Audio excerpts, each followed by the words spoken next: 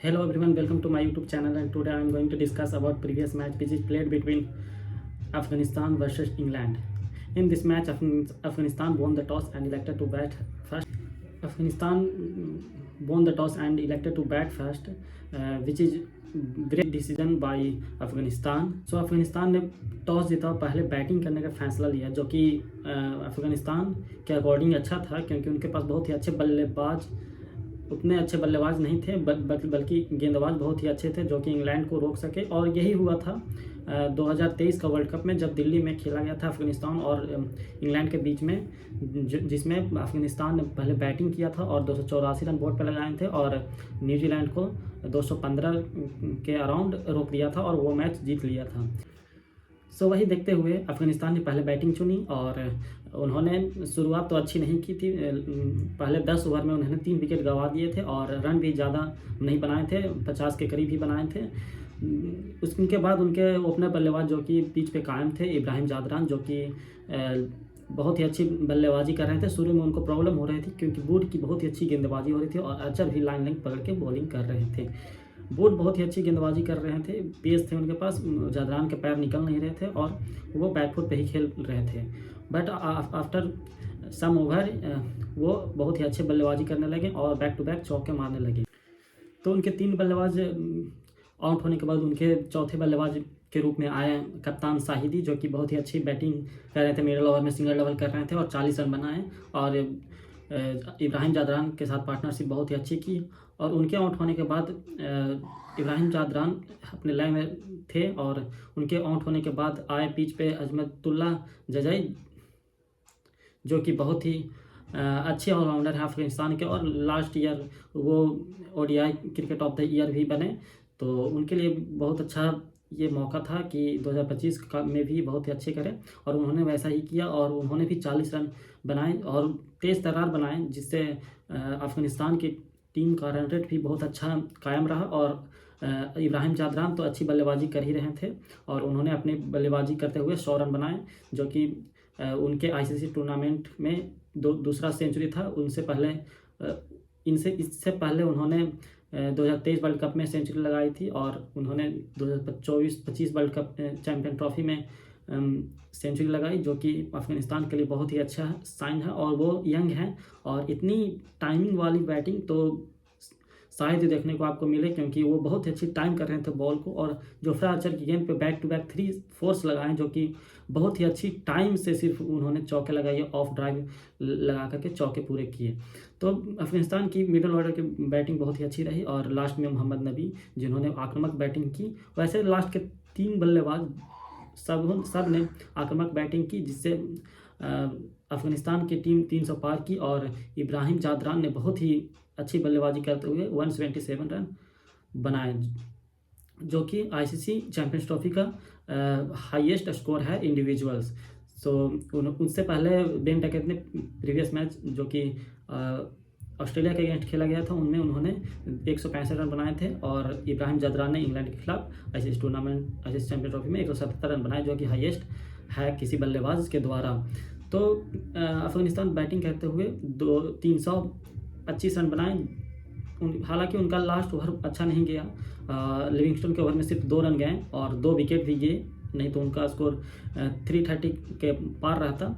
वैसे 325 रन भी बहुत ही अच्छा था, क्योंकि अफगानिस्तान का बॉलिंग लाइनअप बहुत ही मजबूत है, क्योंकि उनके पास 3 स्पिनर्स हैं जो कि क्वालिटी स्पिनर्स हैं और 2 फास्ट बॉलर वैसे उतने इफ़ेक्टिव तो है नहीं, बट बॉलिंग बहुत ही अच्छा उन्होंने किया मैच में, जो कि इंग्लैंड के लिए खतरा बना रहा.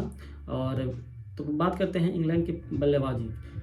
इंग्लैंड की तरफ से फिल सॉल्ट ने बहुत ही गंदी बल्लेबाजी कायम रखा और उन्होंने फिर से आउट हो गए, जो कि मुझे लगता है कि फिल सॉल्ट ओडीआई क्रिकेट के बल्लेबाज हैं ही नहीं. उन्हें फालतू में इंग्लैंड टीम धो रही है और ओडीआई खिला रही है. उनसे अच्छा मुझे बिल जैक्स लगता है, जो कि बहुत ही अच्छी ऑफ स्पिन भी कर देते हैं और बैटिंग भी बहुत अच्छा करते हैं और वो इनिंग को पेश करते हैं, बनाते हैं और वो बहुत अच्छा क्रिकेट खेलते हैं. बेन डकैट ने अपना फॉर्म जारी रखा और 30-40 रन बनाए, जो कि अच्छी थी. और उनका एक कैच भी छूटा था कप्तान से, वो ज़्यादा मुश्किल साबित हुआ नहीं। इंग्लैंड की तरफ से जो रूट ने भी सेंचुरी बनाई, जो कि उनको तो वैसा माना ही जाता है कि वो मुश्किल परिस्थिति में इंग्लैंड का काम आती है, और वैसा ही हुआ। उन्होंने सेंचुरी बनाई और बेन डकेट ज़्यादा उनका साथ नहीं दे सके और जल्दी आउट हो गए, और पाकिस्तान तो एलिमिनेट हो ही गई, वैसे ही इंग्लैंड भी एलिमिनेट हो गई।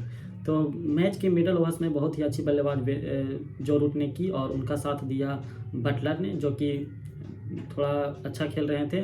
उनसे पहले हम लोग हैरी ब्रूक का बात करेंगे, जो कि ओडीआई और टी20 में ओवररेटेड प्लेयर माने जाते हैं मेरे अकॉर्डिंग, क्योंकि वो टेस्ट में बहुत ही अच्छी बल्लेबाजी कर रहे हैं, बट ओडीआई और टी20 में बहुत ही अच्छी बल्लेबाजी नहीं करते हैं। उनको बार बार हम लोग फेलियर उनका देख रहे हैं। ओडीआई सीरीज जो कि इंडिया में खेला गया था, वहाँ से उन्होंने ख़राब फॉर्म, उनसे पहले भी ख़राब फॉर्म उनका था, और 5 टी20 में सिर्फ एक हाफ सेंचुरी मारा था, और ओडीआई में भी बहुत गंदी बल्लेबाजी की थी। उनका वैसा ही फॉर्म जारी रहा, और 2 चैंपियन ट्रॉफी के मैचेस में भी उन्होंने कुछ खास बल्लेबाजी नहीं की और अपना विकेट गंवा दिया।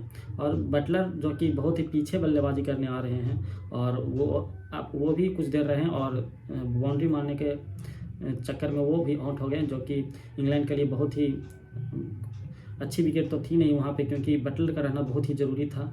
उनसे पहले हम स्मिथ की बात करते हैं, जिन्हें 3 नंबर पे प्रमोट किया जा रहा है, जो कि अच्छा है, बट वो आप डायरेक्ट आईसीसी चैंपियन ट्रॉफी में उनको 3 नंबर पे खिलाएंगे, और उनको कोई एक्सपीरियंस भी नहीं है ज़्यादा ओडीआई खेलने का, तो उनका हाल वैसा ही होगा, और वो फिर से नाकाम रहे 3 नंबर पे। मुझे लगता है कि जो रूट को 3 नंबर पे खिलाना चाहिए, और 4 नंबर पे जॉस बटलर, और 5 नंबर पे स्मिथ को खिलाना चाहिए, क्योंकि स्मिथ स्पिनर्स को बहुत ही अच्छा खेलते हैं, उनके पास पावर गेम है, और वो स्पिनर्स को सेटल नहीं होने देंगे।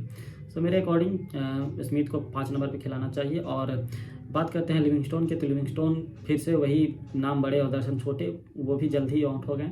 और सिर्फ इंग्लैंड की तरफ से जो रूट थे, जो कि बहुत ही अच्छी बल्लेबाजी किए, और बेन डकेट जो भी अच्छे बल्लेबाजी किए। बाकी 11 में से 2 ही बल्लेबाज मुझे तो अच्छे लगे, बाकी ना बॉलर है ना बैट्समैन है, कोच नहीं है। इंग्लैंड सिर्फ नाम की बड़ी टीम दिख रही थी, और बॉलिंग तो उनके एक्सपोज हो गई पूरी तरीके से, क्योंकि जो लास्ट 10 ओवर में अफगानिस्तान ने 110-20 रन जो मारे हैं, वो पूरी एक्सपोज कर देती है उनके बॉलर्स के। जोफ्रा आर्चर, जो कि बहुत बड़े बॉलर अब सब मानते हैं, वो ऐसे कुछ खास बॉलर तो है नहीं। उन्होंने अपना बॉलिंग बहुत ही घटिया की, और बैक टू बैक 3 चौके तो लगातार जदरान ने मारे, और 1 छक्का उनके ओवर में 20 रन टोटल बनाई थी उस ओवर में। जो कि ये सब बल्लेबाज से उनको जब इतनी मार पड़ रही है, उनका हाल तो इंडियन सीरीज में भी हुआ था, जब अभिषेक शर्मा ने उन्हें छक्के मार रहे थे। तो जोफ्रा आर्चर उतने अच्छे गेंदबाज तो मुझे नहीं लगते हैं। शुरू के ओवर में उन्होंने अच्छी गेंदबाजी की, बट डेथ ओवर में उनकी गंदी गेंदबाजी हुई। मार्कवुड की बात करते हैं, तो मार्कवुड तो पेस है उनके पास, 150 का राउंड डालते रहते हैं, बट वो पेस के साथ वो लाइन भी चाहिए ना, जो बैट्समैन को तंग कर सके। और आपको जब पता है कि बैट्समैन पेस से नहीं डर रहा है, तो आपको स्लोअर वन, यॉर्कर, ये सब भी आपके पास वैरायटी होनी चाहिए, और आर्चर के पास भी यॉर्कर नहीं है, तो ये सब ज़रूरी होती है। सो इंग्लैंड की बहुत ही गंदी गेंदबाजी, ओवर्टन भी उतने कुछ खास कर नहीं पाए। पूरी आईसीसी चैंपियंस ट्रॉफी में उनके गेंदबाज पीटते रहे, 2 बार 300। अफगानिस्तान जैसे टीमों के साथ वो 300 खा रहे हैं, तो इंडिया ऑस्ट्रेलिया तो ऑफकोर्स मारेगी ही 300 रन।